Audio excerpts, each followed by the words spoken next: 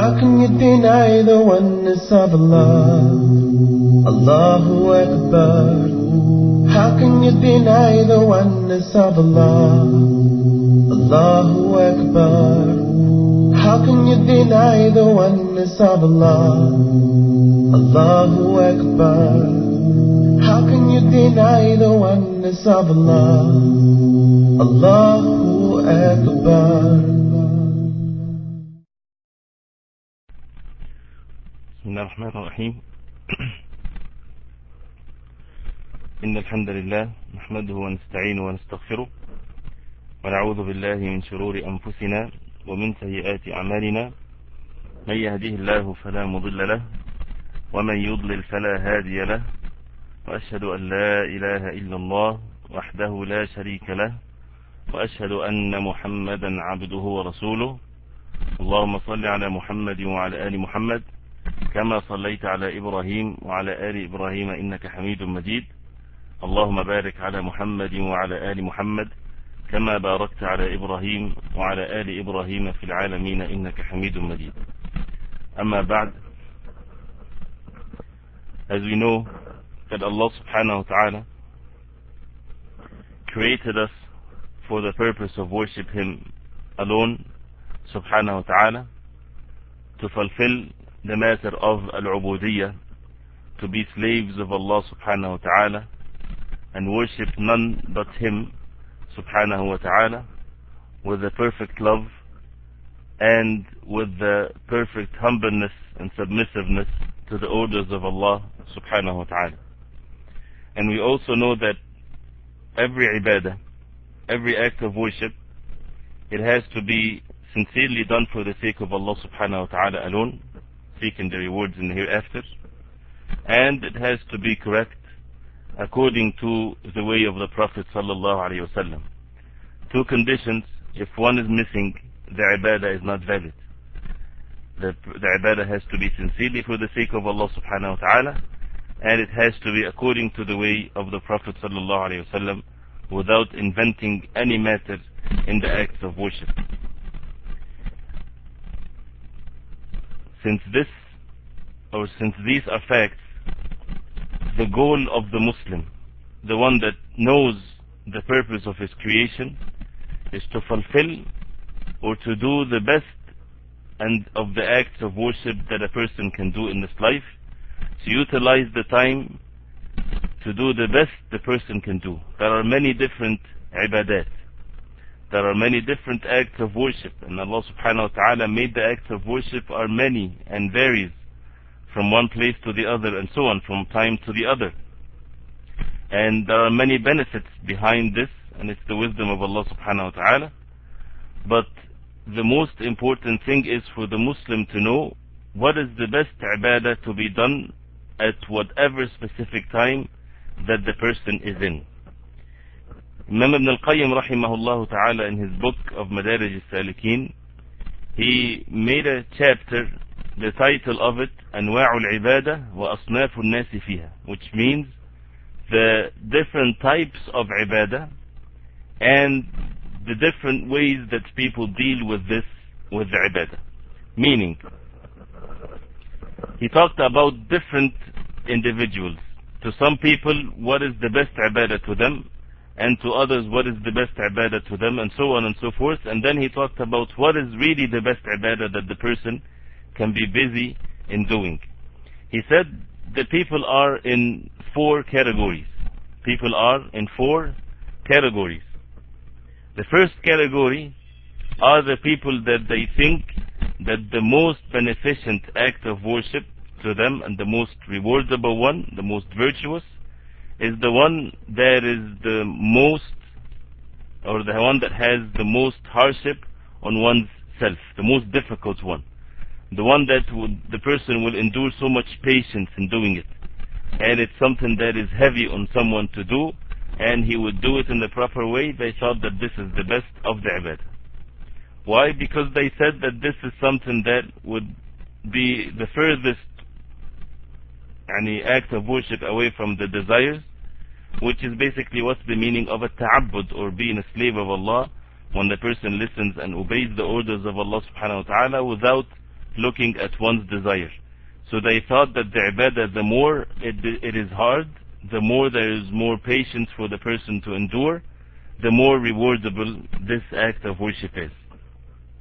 And they thought that the reward is given as the hardship being with the deed is.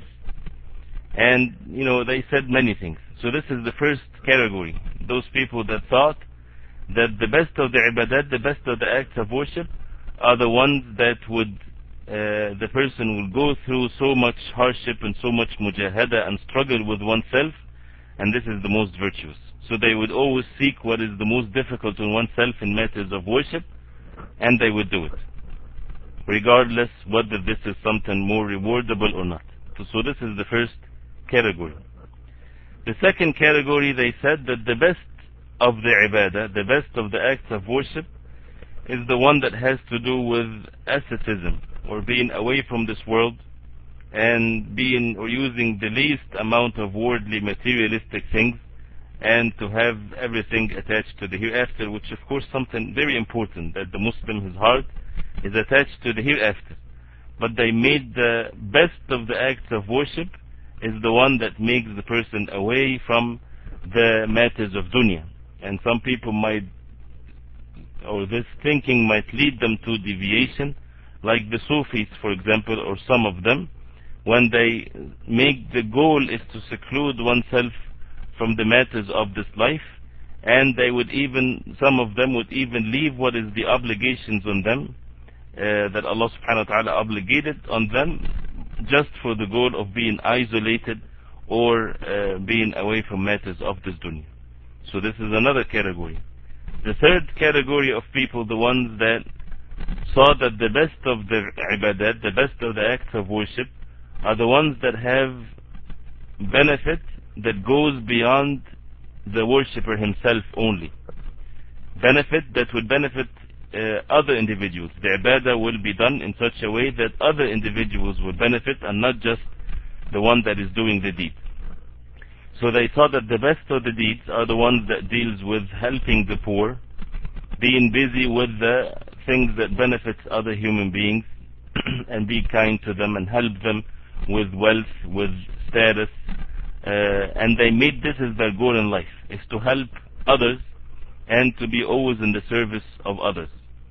And they said that no matter how much acts of worship that you do to yourself, it's limited, the benefit of it, to your own self. But if the benefit is extended to others, definitely this is something that is much better. And the Prophet ﷺ said to Ali radiallahu anh, لَأَنْ يَهْدِ اللَّهُ بِكَ رَجُلًا وَاحِدًا خَيْرٌ لَكَ مِنْ حُمْرِ النِّعَمِ. That for Allah subhanahu wa ta'ala to make you a reason for someone to be guided, for one man to be guided, is better for you than the red camels.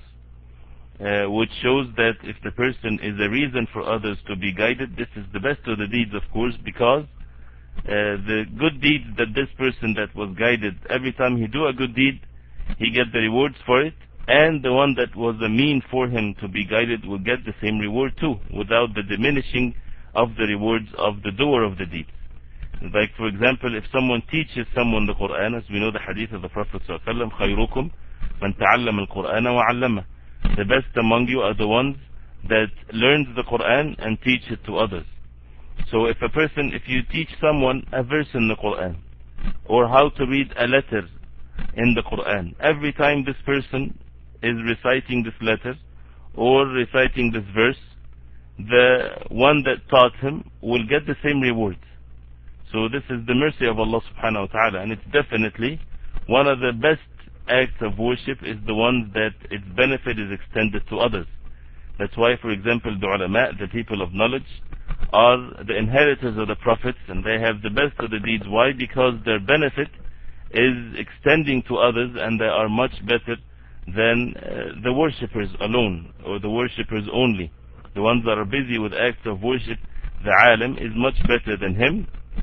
Why? Because the alim, or the scholar, his benefit is not just limited to his own self, but it is extended to those who are for other human beings.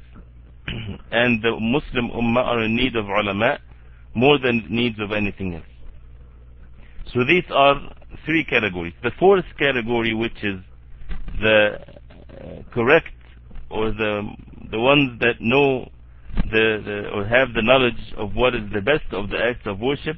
And this category, they said, as Ibn al-Qayyim rahimahullah said, that the best of the acts of worship is to act, to seek the pleasure of Allah subhanahu wa ta'ala at all times. Meaning that at any time, whatever pleases Allah subhanahu wa ta'ala at a specific time or a specific situation, then this is the most virtuous act of worship for the person to do. So it's not just anymore that the ibadah that has more effort in it is the most rewardable, or the one that has extended benefit is the most rewardable, or the one that would take the person away from this life and make him attached to the hereafter is the most rewardable, although these three things are definitely something that is good and it's part of the benefit of the ibadah. But the best of the acts of worship is the one that pleases Allah subhanahu wa ta'ala at any time, at whatever situation the person is in. So he said, فَأَفْضَلُ الْعِبَادَاتِ فِي وَقْتِ الْجِهَادِ الْجِهَادِ. The best of the acts of worship at the time of jihad, fighting for the cause of Allah, is the jihad, is the fighting for the cause of Allah. Even if it would lead for the person to leave some of the things, or some of the acts of worship, the optional acts of worship that he used to do in regular basis. Like, for example, some of the night prayer, or fasting during the day, or even completing Salatul Fard in the perfect way, as we know Salatul Khawf, or the Salah that is for those who are fighting for the cause of Allah. It's different than the Salah and the prayers for those who are in their hometowns and so on. Why? Because they are busy with the best of the ibadat at their time, at their situation. And also the best act of worship, or the best thing for a person to do when he has a guest, is to take care of the guest and to be hospitable with the guest and to be kind to him and so on, even if that would take you away, for example, from the recitation of the Quran that you used to do at that specific time. But of course, without being in extreme in one way or the other. Some people, when they have guests, they have it every day, and they would waste so much of their good deeds. And of course, with the condition that no obligations are being compromised and there's no sins involved. So a person had a guest, then he's supposed, part of the religion is to be kind to the guest and to be hospitable to the guest, even if it would take you away, for example, from something optional that you used to do at that time, like reciting Quran or so. And the best of the acts of worship at the time of as-sahar, which is right before Fajr, is to be busy with the dua, with supplication, with dhikr, with istighfar, asking Allah subhanahu wa ta'ala for forgiveness, to be busy with the salah, with reciting the Quran, the night prayer before Fajr, especially before Fajr. The most virtuous thing to be done is to seek forgiveness from Allah subhanahu wa ta'ala. And the ayah in the Quran mentions that about the characteristics of the believers, وَالْمُسْتَغْفِرِينَ بِالْأَسْحَارِ, those who ask Allah subhanahu wa ta'ala for forgiveness at the time of as-sahar, which is the last part of the night before Fajr. And of course, at the time of the obligatory salah, there is nothing more important than the obligatory salah. Once the person hears the adhan, once the time for the salah starts, there is nothing more important or more virtuous than being busy with doing our salah, our prayers, in the most perfect way. If it's a man, the most virtuous thing for a person to do at that moment is to be busy, to go to the masjid, to go to the house of Allah and make the salah in the masjid if he is close to a masjid. And not to say, I would get more rewards if I pray at home, for example. If the person is close to the masjid, it's a sin if he misses the salatul jama'ah in the masjid without an excuse. Or a person to say, I have more humbleness and more concentration if I pray at home. This is not permissible. Or for someone to say, it is more rewardable for me that to go help a poor, for example, at the time of the salah. No, it's not. Why? Because this is what Allah wants from us at that specific time. And for the ladies, also when the time for the salah comes, the most virtuous thing to do is to be busy getting ready for the salah, and not anything else.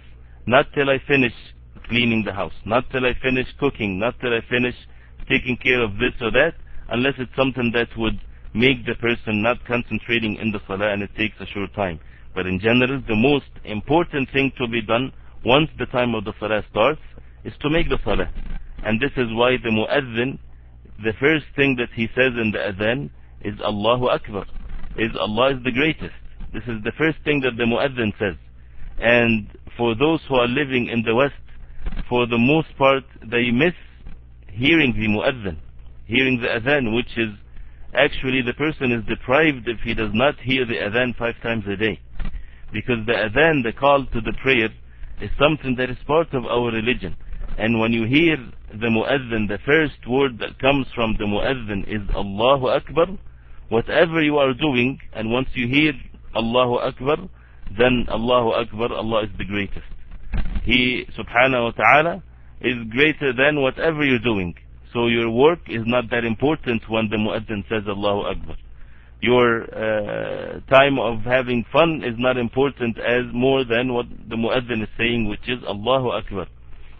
Sleep, relaxing, whatever the person is doing, shopping or this or that, there is nothing more important than the salah, because Allahu Akbar, Allah is the greatest. And this is why it affects the life of the Muslim when he hears the adhan. And this is just a side advice, that if you have the opportunity to be in a community, to be in a locality where you can hear the adhan, then this is something that you should do, even if you have to compromise many things. This is enough reason for the person to go far away just to be present in a community in which he would hear the adhan 5 times a day, in which his children would hear the adhan 5 times a day, to give the importance in our life to the salah, which is the most important thing. If the most important thing in our life after the tawheed of Allah subhanahu wa ta'ala is not done in the most perfect way, then we are wasting our life. When people compromise some things of their salah because of work, even if it's something permissible, when the person leaves the communities in which he would be able to make the salah in jama'ah and congregation, when a person, he compromises, especially in matters of salah, which is the most important act after the tawheed of Allah subhanahu wa ta'ala, because whether it's job, whether it's luxury, or whatever reason it is all the reasons, if it's all combined and mentioned, it can never be as important as the salah, which is the job of the Muslim, to fulfill the salah in the most perfect way. We have to set first the things that we do in the most perfect way, and then we fill in the times in between with whatever things permissible. Some people, their jobs or their work or earning money is the most important thing in their life. So this comes first, and then after the person gets his job or whatever, then he sees how can he fit the religion in between. And in a lot of cases, people would deal with haram, and then they would ask, is it permissible for me, after he's already been working and so on, is it permissible for me to work in such a place, or this or that? The most important thing is our religion in our life. So the first thing is that we secure is the 5 daily salah. Is my job would make me do the salah in the proper way or not? Would it affect my religion or not? Because we are created to worship Allah subhanahu wa ta'ala alone, and this is the most important thing in our life. And everything after that would serve that purpose, would serve the purpose of being created to worship Allah subhanahu wa ta'ala alone. The matters of dunya, the matters of the worldly gain, it's supposed to serve our deen, to serve our ibadah to Allah subhanahu wa ta'ala. But once the ibadah is the one that is serving the matters of the worldly gain, then there is a problem here, and there is deficiency here. So some people, when they make their salah, so that Allah would blesses their families, or blesses their work, or their time, and so on, this is not what it's supposed to be. It's supposed to be the other way around. We work, we take care of our families, we do things like that, so that our salah is done in the most perfect way, so that our acts of worship are done in the most perfect way. So once the time of the salah starts, there is no other deed is more virtuous than being busy with the salah. Those who are entitled to go to the masjid to make salah in congregation, which is men, then they need to go to the masjid, and there is nothing more virtuous than this. Nothing is more important than this. And for the women, then Allah subhanahu wa ta'ala had made it easy for them. They would pray at home, but the thing is, once the time for the salah starts, we should not be busy with anything better than, because there's nothing better than the salah, and this is what we need to get used to. Also, the most virtuous act of worship, when someone asks you for help, or when you're teaching someone matters of the deen, is to concentrate on teaching that individual, or to give him directions, or to help him, or whatever it is. This is the most virtuous thing to do at the time when the person is being needed to teach, is being needed to enjoin good and forbid evil, is being needed to guide someone. A blind, for example, in the street doesn't know how to cross the street. At that moment, this is the most virtuous act of worship for the person to do, is to help the one that is in needy, if, of course, the other obligations are being fulfilled. And also, if the adhan is being called, as we heard, we're supposed to get ready for the salah, and to repeat after the muazzin. This is the most virtuous act of worship for the person to do. So if a person in the masjid, for example, and the muazzin is calling the adhan, can someone sit and read Quran, and says that reciting the Quran one letter is by 10 rewards, as we know in the hadith. So this is more virtuous for me.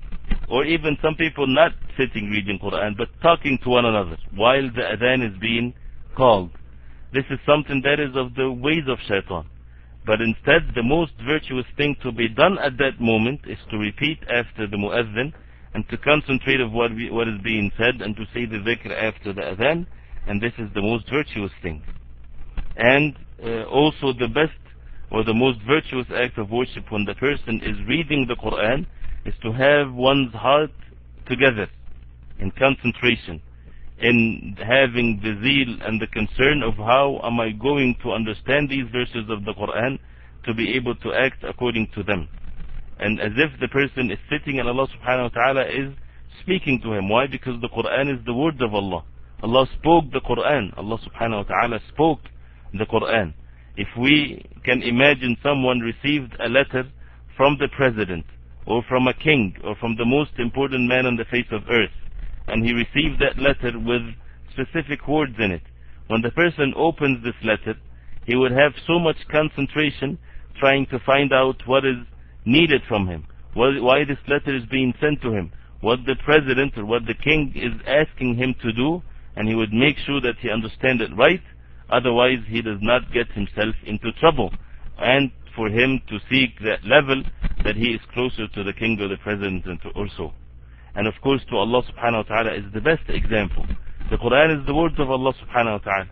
This is the thing between us and Allah subhanahu wa ta'ala. So when the person opens the Quran and reads, this is Allah subhanahu wa ta'ala's words. Allah spoke the Quran. So as if Allah subhanahu wa ta'ala is speaking to us.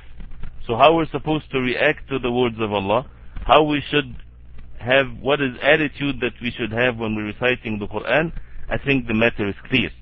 We should have wudu, we should have concentration, we should have humbleness, and reading the Quran with the intentions that we're wanting to know what Allah wants from us, so that we can fulfill the orders of Allah subhanahu wa ta'ala.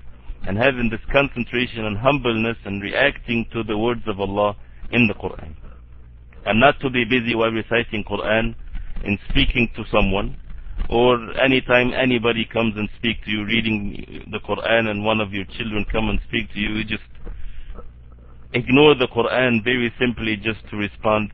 This is something that we have to give respect to the word of Allah, and this is something that we have to do it in good manners and with wisdom, by educating one another and educating people in our family that the time for the Quran is something very virtuous, and we need to give Quran so much respect, and to read Quran and to understand it and to act according to it. Also he said, rahimahullah, that the best or the most virtuous act of worship when the person is standing in Arafah, for example, during Hajj.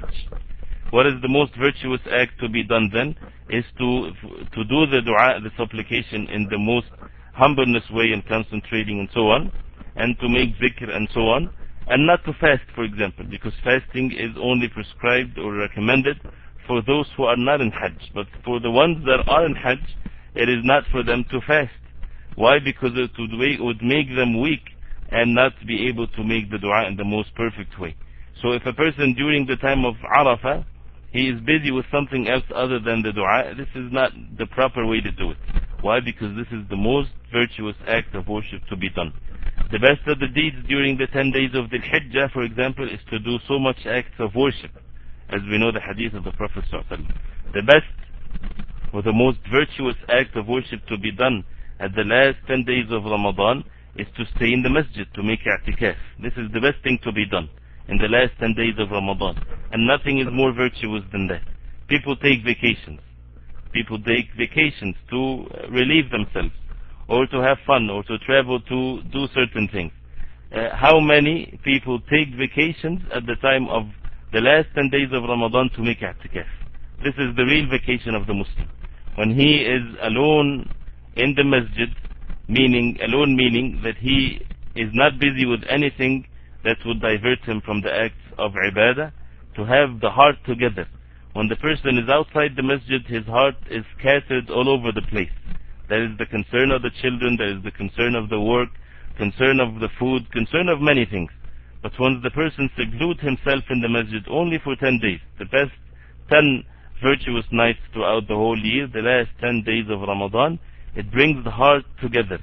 It makes the Muslim heart together, and it is needed in the last 10 days of Ramadan for the person to exert himself in dua and in dhikr and seek in Laylatul Qadr, because the reward in Laylatul Qadr is not just in what physically being done in it by standing in the salah, but it's also the state of the heart. And for the state of the heart to be together and not to be diverted, then the person would seclude himself from the world in the masjid, to stay in the masjid for i'tikaf for the last 10 days of Ramadan. So this is the most virtuous thing. Also, the most virtuous thing when your Muslim brother is sick is to visit him. If he dies, to attend his funeral prayer and to make dua to Allah subhanahu wa ta'ala for such a person. And the best or the most virtuous thing in the times when calamity afflicts is what the person would endure patience and would only intermingle with people in matters that is needed, and not to intermingle with them in matters of sin. So in general, to make it, or to summarize what is being said, the most virtuous act of worship in any time or any situation is to seek the pleasure of Allah subhanahu wa ta'ala in that specific time and that specific situation, and to be busy with the obligation that is linked to that time or that situation, and to know what Allah. How can you deny the oneness of Allah? Allahu Akbar. How can you deny the oneness of Allah? Allahu Akbar. How can you deny the oneness of Allah? Allahu Akbar. How can you deny the oneness of Allah? Allahu Akbar.